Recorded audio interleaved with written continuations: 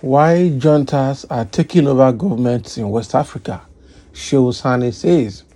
So Sani is about to give us a reason why military juntas or military coups are taking over government in West African countries. Hey, there's nothing now. It's just bad government that is causing it. That is all. Democracy is not working. Our democratic leaders are stooge and puppets to the Western world. That is just the reason. And people are aggrieved and tired of all those democratic oppressions. A former member of the Senate, Sani, has identified reasons for the increasing re-emergence of military takeover of government in Africa, especially in West Africa sub-region.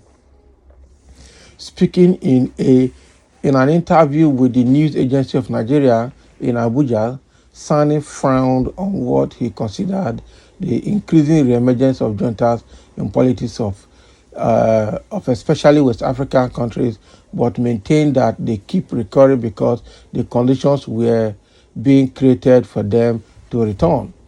We have seen in the past few years how democracies in West Africa sub-region have collapsed. It has happened in Guinea, Burkina Faso, Mali, and now the Niger Republic. Coup d'etats are internal issues and they do not happen within a day. Conditions are created for the military to take over power.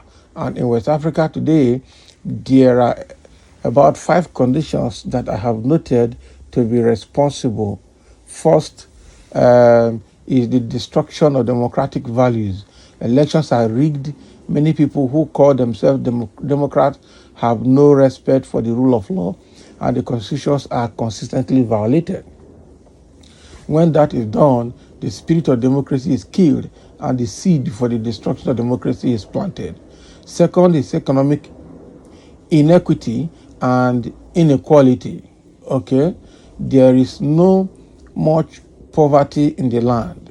There is so much poverty in the land, and when you have poverty, you have social dislocation and social crisis. By that, an atmosphere of illegal overthrow of government is created and given justification for people to say democracy is not working because people are suffering, so the military needs to take over. Okay, Sani, who was the deputy chair of the Senate Committee on Foreign Affairs in the 8th National Assembly, identified the third reason as the issue of insecurity. The rise of terror groups in the Sahel, Boko Haram and Ansaru Iswap, has made civilian authorities become dependent on the military for their safety and security. West Africa defense chiefs meet in Abuja.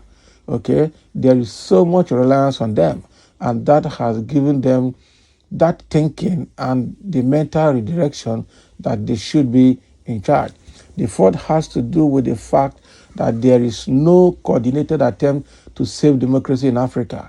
You find that whenever there is coup, there is no coordinated strategy or penalty for coups, and they happen and continue to happen. So the coup in Niger could have been prevented if democracy was saved. Fifth reason, there are issues regarding the election of Niger's ousted president, Mohamed Bazoum, which ECOWAS and the African Union closed their eyes to. Look at it this way. In Cote d'Ivoire, Alassane Ouattara tinkered with the constitution as president and gave himself a third-term mandate. The ECOWAS and AU never raised an issue with that. The president of the Central African Republic today has tinkered with the constitution and given himself a tenure extension. The same thing has happened in Burundi. The AU and other sub-regional groups don't raise questions, he added.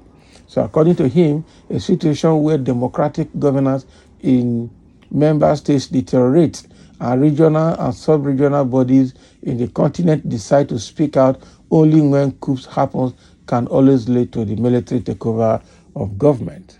Wow. So these are the 5 points that Sani has given the reason for military takeover in the region.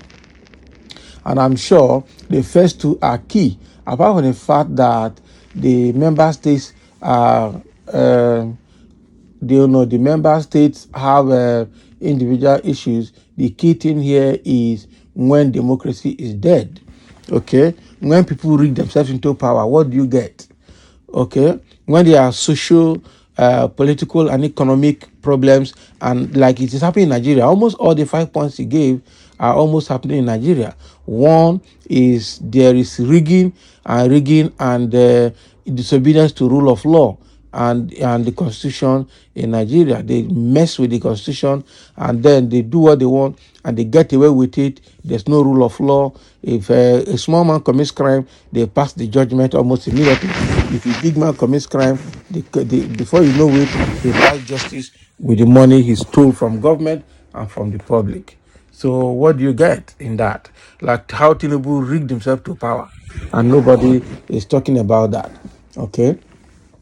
Now, when there is economic issues, social issues, like we have now in Nigeria, the Tinubu just came in, removed first subsidy without an alternative to manage the situation.